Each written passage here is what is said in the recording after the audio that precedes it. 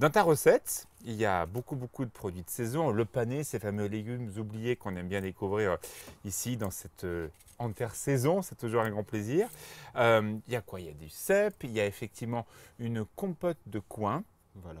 Alors, dans l'étape du plat, on va commencer par une réduction de Porto et de vinaigre. Ça se marie toujours très bien avec le chevreuil, ça. Bah, voilà, le chevreuil, il a besoin qu'on lui apporte un peu de douceur, on va dire, un petit peu de sucre pour, pour cette force qu'a la viande, hein. Et en même temps, il a besoin d'acidité pour vraiment relever le goût et puis le mettre en avant, quoi. Et c'est vrai que... Qu'est-ce qu'ils sont beaux, c'est quand on les voit actuellement. Tu prépares cette petite compote.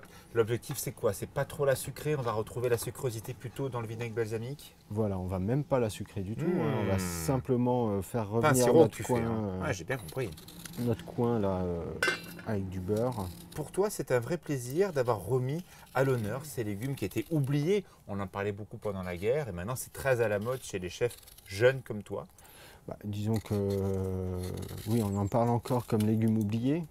Peu trop oublié maintenant. Moi c'est vrai que j'ai toujours connu ces légumes-là dans la cuisine. Donc pour moi, ça fait pas partie des légumes oubliés. Mais c'est vrai qu'on avait peut-être délaissé un petit peu tous ces produits. À côté de ça, ça a un tel goût, un tel parfum. Et puis ça nous donne tellement de possibilités dans nos accords avec, Il y a un avec petit les goût différents d'amande produits. dans le panais, hein. On Voilà. voit actuellement, si on est en train de préparer tout ça, la chance d'avoir cette purée de panais, il y a un petit truc en plus. Il y a ce petit truc en bouche, vous savez, ce côté presque un peu, oui, un peu poudre d'amande, presque Voilà. un peu reine des prés. Exactement. Hein? Mais ça respire la saison, tout simplement. Le jus de betterave. Alors là, c'est de la couleur que tu vas rechercher. C'est effectivement cette couleur qui va plutôt dans ces rouges opéras, hein. Là, on est dans le grand décor du cerf, c'est un grand plat français. La betterave, raconte-moi ton choix.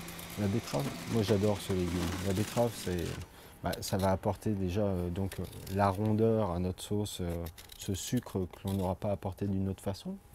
Et puis c'est vrai que c'est un parfum. Moi, c'est un légume que j'utilise beaucoup. Montre-moi comment tu prépares ta betterave. Bon, disons que là, on a deux types de betteraves. Celle-ci, on va la garder simplement entière, hein. On va la cuire juste vapeur, non épluchée. On l'épluchera qu'après cuisson. Ça ne ressemble pas aux betteraves qu'on achète nous en grande surface, ces grosses betteraves industrielles, ça n'a rien à voir. Ça. Simplement, oui, elles sont ramassées beaucoup plus jeunes, hein. Sinon, c'est la même variété, hein. C'est vrai que ce qu'on trouve, là on peut en voir des un petit peu plus grosses. Donc par contre, donc pour la recette, on va en faire un jus que l'on va juste centrifuger. Mais moi j'adore cuire la betterave juste emballée dans de l'aluminium au four sur un lit de gros sel. On le passe 1h30 à 150 degrés. On la sort, c'est juste bien cuit. Elle a cuit avec son eau de végétation, c'est un parfum. C'est formidable. Là, on te voit parer la viande. L'objectif, c'est bloquer les sucs. Voilà, alors donc on va juste désosser notre dos de cerf, hein. On va récupérer le filet. Et une fois récupéré ce filet, l'assaisonner simplement de sel. Alors si on veut le conserver, par contre, on va le conserver dans de l'huile. Ça, je le dis parce que c'est une viande qui a tendance à s'oxyder très rapidement. Ah oui. Donc on va l'immerger dans de l'huile d'arachide. Le but n'est pas de lui donner du goût, c'est vraiment qu'il ne s'oxyde pas. Et donc on va le reprendre juste dans une poêle, ni trop chaude ni trop froide. Là on te voit, tu as la poêle, voilà. Tu as ton cerf. L'objectif c'est quoi? C'est poêle très chaude pour colorer un tout petit peu, c'est ça? Non, pas trop chaude. Beurre moussant. D'accord. Et on va le faire revenir. Beurre moussant, je ne connaissais pas l'expression.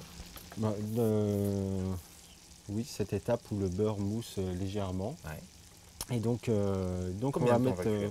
On va le cuire 3-4 minutes, pas plus. Pas plus. Pas plus. On va lui faire des quarts de tour toutes les minutes. Et le cerf fait des quarts de tour. Qu'est-ce que vous voulez que je vous dise, moi? Et une fois qu'on l'aura fait rôti, on va l'emballer dans de l'aluminium et bien le serrer. Et à partir de ce moment-là, donc l'inertie de la chaleur va pénétrer dans la viande et pouvoir finir la par cuisson. convection qui Voilà. permet effectivement aux chairs de se détendre et faire que effectivement ce cerf sera encore plus détendu que ce qu'il était, parce qu'au Morinière, le cerf est forcément détendu.